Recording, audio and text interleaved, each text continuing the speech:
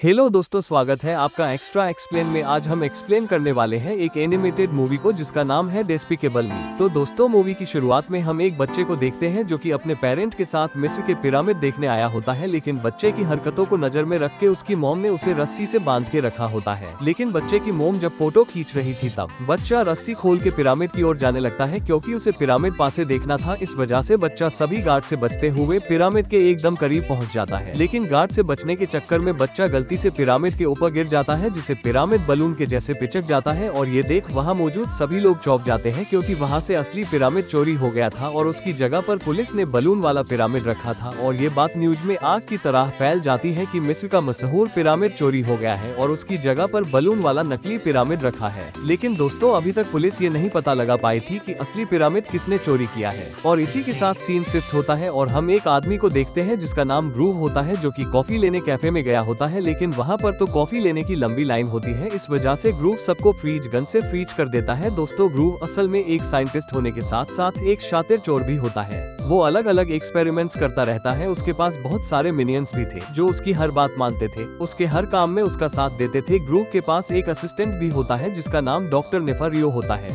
जो कि ग्रूव को पिरामिड चोरी होने की बात बताता है। वो कहता है कि जिसने भी पिरामिड को चोरी किया है उसके सामने सारे चोर भीगी बिल्ली बनकर रह गए हैं। इस बात से ग्रूव को काफी गुस्सा आता है और वो अब खुद को उस चोर से बड़ा और शातिर साबित करने के लिए उससे भी बड़ी चोरी करने का तय करता है।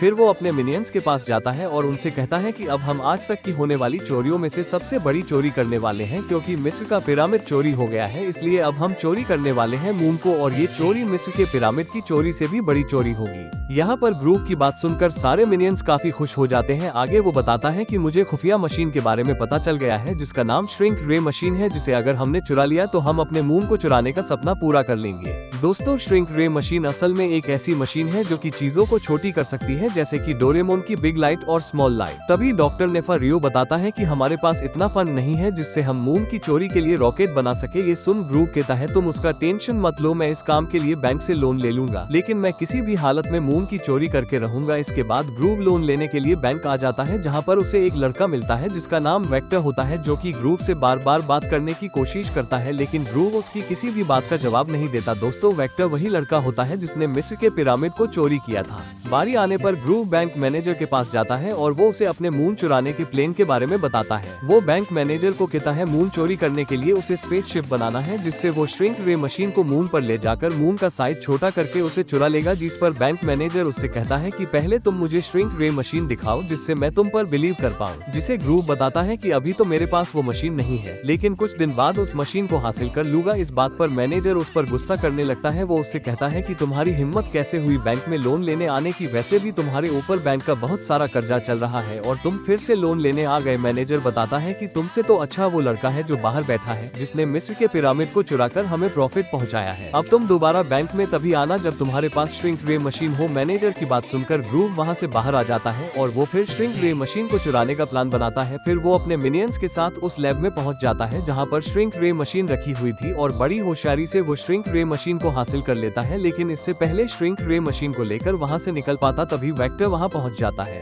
और वो ग्रूव से श्रिंक रे मशीन को छीन लेता है। लेकिन ग्रूव हार नहीं मानता, वो वेक्टर का पीछा करते हुए उसके घर तक पहुँच जाता है। लेकिन वो उसके घर के अंदर नहीं जा पा रहा था, क्योंकि उसके घर पर काफी सिक्योरिटी गैजेट लगे थे। तभी वेक्टर के घर के बाहर 3 लड़कियां आती हैं जो कुकीज बेच रही होती हैं, जिनका नाम मार्गो, एग्रेस और एडिथ होता है। दोस्तों, असल में वेक्टर को कुकीज बहुत ही ज्यादा पसंद होती है, इस वजह से वो उन लड़कियों को अपने घर के अंदर बुलाकर उनसे कुकीज ऑर्डर दे देता है। वही बाहर छुपा ग्रूव सब कुछ देख लेता है और तभी उसके दिमाग में एक आइडिया आता है। वो डॉक्टर नेफरियो को कॉल करके कहता है कि तुम मुझे कुकीज जैसे दिखने वाले रोबोट बना दो। वही ग्रूव को ये भी मालूम पड़ता है कि कुकीज बेचने वाली तीनों लड़कियां अनाथ हैं, जो एक ऑर्फनेज में रहती हैं, जिसे एक लेडी चलाती है जिसका नाम मिस हैटी होता है। ग्रूव डेंटिस्ट बन के हैटी के पास जाता है और उसे बताता है कि उसे इन तीनों लड़कियों को एडॉप्ट करना है, क्योंकि मैं काफी अकेला हूँ। मिस हैटी ग्रूव से कुछ पेपर पर साइन करवाती है और तीनों लड़कियों को रेडी होने के लिए कहती है। तीनों लड़कियां ग्रूव को देख पहले तो डर जाती है, लेकिन मिस हैटी को गुड बाय कहकर तीनों लड़कियां ग्रूव के साथ चली जाती है। दोस्तों ग्रूव को बच्चे बिल्कुल पसंद नहीं थे। वही हम वेक्टर को देखते हैं जो कि श्रिंक रे मशीन का यूज कर सभी चीजें छोटी कर रहा था। दोस्तों ग्रूव तीनों बच्चियों को अपने घर ले आता है। ग्रूव बताता है कि तुम्हें किसी भी चीज को हाथ नहीं लगाना है। ये सुन तीनों लड़कियां उदास हो जाती है। तभी हम डॉक्टर नेफा रियो को देखते हैं जो कि ग्रूव को कुकीज रोबोट दिखाते हैं। दोस्तों तीनों लड़कियां जब हॉल में खेल रही थी तब एग्रेस का हाथ गलती से उस पैनल पर टच हो जाता है, जिसकी मदद से ग्रूव मिनियंस के पास जाता था। दोस्तों अब तीनों लड़कियां कैप्सूल के सहारे नीचे बेसमेंट में चली जाती है और वहाँ का नजारा देख वो तीनों समझ जाती है कि ये कोई डेंटिस्ट नहीं है। तभी लड़कियां वहाँ पर कई सारे मिनियंस देखती है। ग्रूव लड़कियों को देख उन पर चिल्लाता है कि तुम यहाँ पर कैसे आए, जिसे लड़कियां कहती हैं हम ऊपर क्या करते, और अब तो हमें ये भी मालूम पड़ गया है कि आप कोई डेंटिस्ट नहीं है। दोस्तों ग्रूव अपने दो मिनियंस को लड़कियों का ध्यान रखने को कहता है। रात को ग्रूव तीनों लड़कियों को सुला रहा था तब एग्रेस कहती है आप हमें स्टोरी सुनाइए, लेकिन वो उन पर ध्यान नहीं देता। दोस्तों नेक्स्ट दिन ग्रूव लड़कियों को कहता है आज हम कुकीज बेचने जाएंगे, लेकिन दोस्तों यहाँ पर लड़कियाँ उसके साथ जाने से मना कर देती है क्योंकि आज उनकी स्कूल में डांस प्रैक्टिस होने वाली थी। उसकी बात सुनकर ग्रूव को अच्छा तो नहीं लगता, लेकिन फिर भी वो उन तीनों को उनके स्कूल छोड़ने जाता है। अगले दिन ग्रूव तीनों लड़कियों के साथ रोबोट कुकीज भिजवा देता है। फिर वो रोबोट कुकीज को ग्रूव एक्टिव कर देता है। सभी कुकीज वेक्टर के घर में एक्टिव हो जाती हैं, जिनको ग्रूव उसके घर के बाहर बैठकर ऑपरेट कर रहा होता है। रोबोट कुकीज की मदद से उसे श्रिंक रे मशीन की लोकेशन का पता चल जाता है। ग्रूव अब चुपके से अपने मिनियंस के साथ वेक्टर के घर में घुसकर श्रिंक रे मशीन को हासिल कर लेता है। घर जाकर वो बैंक मैनेजर को वीडियो कॉल करके श्रिंक रे मशीन दिखा देता है, लेकिन फिर भी बैंक मैनेजर उसको लोन देने से मना कर देता है। जिसके बाद बैंक मैनेजर वेक्टर को अपने पास बुलाता है। यहाँ रिवील होता है कि वेक्टर असल में उस बैंक मैनेजर का बेटा होता है। वो वेक्टर से ग्रूव से चुराई श्रिंक रे मशीन के बारे में पूछता है, जिस पर वेक्टर अपने पिता को बताता है कि वो मशीन तो उसकी लैब में ही रखी है। जिसके बाद मैनेजर उसे ग्रूव के पास श्रिंक रे मशीन होने का स्क्रीनशॉट दिखाता है, जिसे देखकर वेक्टर को काफी तेज गुस्सा आता है। वेक्टर अपने पिता को बताता है आप चिंता मत करो,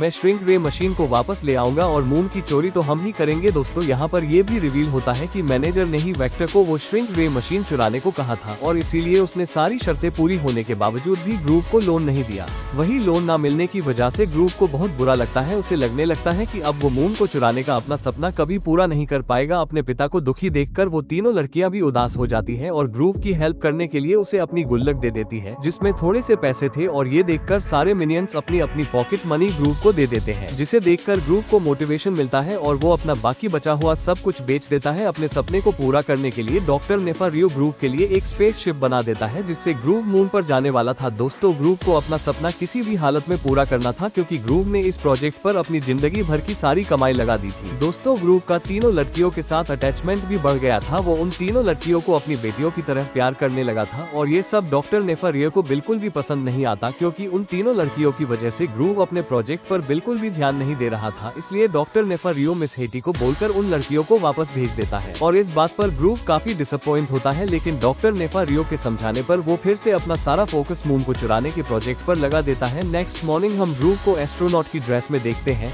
जो कि स्पेस में जाने के लिए एकदम से रेडी था। ग्रूव स्पेस शिप में बैठकर टेक ऑफ कर देता है, लेकिन तभी वहाँ पर वेक्टर आ जाता है और वो उसकी स्पेस शिप से लटक जाता है। हालांकि ग्रूव उसे शोक देकर नीचे गिरा देता है, लेकिन वेक्टर ने पहले से ही विंग सूट पहन रखा था, इस वजह से उसे कोई चोट नहीं लगती। दोस्तों फाइनली ग्रूव मून के पास पहुंचकर श्रिंक रे मशीन का इस्तेमाल करके मून को छोटा करके अपने पॉकेट में रख लेता है और वापस अर्थ पर आ जाता है। लेकिन मून के अपनी जगह से हटने की वजह से अर्थ का बैलेंस बिगड़ जाता है। धरती पर आने के बाद ग्रूव सीधा अपनी बच्चियों के स्कूल जाता है, जहाँ पर उनका डांस कंपटीशन होने वाला था, लेकिन वो बहुत लेट हो चुका था। उसे वहाँ पर कोई नहीं मिलता, क्योंकि उसके आने से पहले डांस कंपटीशन खत्म हो चुका था। दोस्तों तभी ग्रूव को वेक्टर का एक लेटर मिलता है, जिसमें लिखा था कि अगर अपनी बच्चियाँ वापस चाहिए तो मून को मुझे दे दो और अपनी बच्चियों को ले जाए। यानी कि दोस्तों वेक्टर ने ग्रूव की अडॉप्ट की हुई तीनों बच्चियों को किडनैप कर लिया था। दोस्तों यहाँ पर ग्रूव बिना सोचे समझे फौरन वेक्टर के घर पहुँच जाता है और चुराए हुए मून को वेक्टर को सौंप देता है। लेकिन मून लेने के बाद भी वेक्टर ग्रूव की बच्चियों को वापस नहीं करता, बल्कि वो शिप में बैठकर वहाँ से जाने लगता है। तभी ग्रूव जल्दी से वेक्टर की स्पेसशिप से लटक जाता है और अगले ही पल वो स्पेसशिप के सहारे हवा में होता है, लेकिन ग्रूव का हाथ छूट जाता है, जिस वजह से वो शिप से नीचे गिर जाता है। तभी डॉक्टर नेफा रियो अपना शिप लेकर वहाँ पर पहुँच जाता है और वो ग्रूव को बचा लेता है। वही हम वेक्टर के पास रखे मून को देखते हैं, जो कि धीरे धीरे बड़ा हो रहा था। तभी डॉक्टर नेफा रियो ग्रूव को बताता है कि श्रिंक रे मशीन से छोटी की गई चीजें कुछ टाइम बाद वापस से बड़ी हो जाती है, और ये सब सुनकर ग्रूव तो डर जाता है, क्योंकि उसकी बच्चियां वेक्टर के शिप में थी। दोस्तों यहाँ पर ग्रूव वेक्टर की शिप पर एक रोप लगा देता है और उसकी मदद से ग्रूव उन बच्चियों को शिप से बाहर ले आता है, जहाँ वो एग्रेस और एडिथ को तो बचाकर अपनी शिप में ले आता है। लेकिन जैसे ही वो मार्गो को बचाने के लिए उसके पास पास जाता है तो अचानक से उसका बैलेंस बिगड़ जाता है और वो नीचे गिरने लगता है। तभी सारे मिनियंस मिलकर एक चैन बनाते हैं और ग्रूव को गिरने से बचा लेते हैं। वहीं मून के बड़े हो जाने से वेक्टर का शिप तबाह हो जाता है और मून भी वापस अपनी पुरानी जगह पर शिफ्ट हो जाता है, लेकिन वेक्टर बेचारा मून पर ही फंस कर रह जाता है। दोस्तों वही ग्रूव सुरक्षित अर्थ पर वापस आ जाता है। दोस्तों हर तरफ न्यूज आती है कि अब ये हीरो कौन है जिसने मून को अपनी जगह पर पहुंचाया। अब ग्रूव को मून के जाने का कोई गम नहीं था, क्योंकि अब उसे अपनी बच्चियों का प्यार मिल गया था। ग्रूव तीनों बच्चियों के साथ अच्छा टाइम बिताता है और उन्हें स्टोरी भी सुनाता है और खुद की लिखी यूनिकॉर्न बुक के बारे में भी बताता है। जाने से पहले ग्रूव अपनी बच्चियों को गुड नाइट किस भी देता है। इसी के साथ सारे मिनियंस ग्रूव के पास आ जाते हैं और कहते हैं अगर आपने उन्हें किस दी तो हमें भी दीजिए, जिसे ग्रूव एक एक कर सभी मिनियंस को किस देता है। दोस्तों मूवी के आखिरी सीन में हम देखते हैं ग्रूव ने अपना एक स्टेज बनाया होता है जिसमें सारी ऑडियंस मिनियंस होते हैं। स्टेज पर मार्गो, एग्रेस और एडिथ अपना परफॉर्मेंस देती है, जहां पर ग्रूव की मॉम भी उन्हें देखने आई होती है।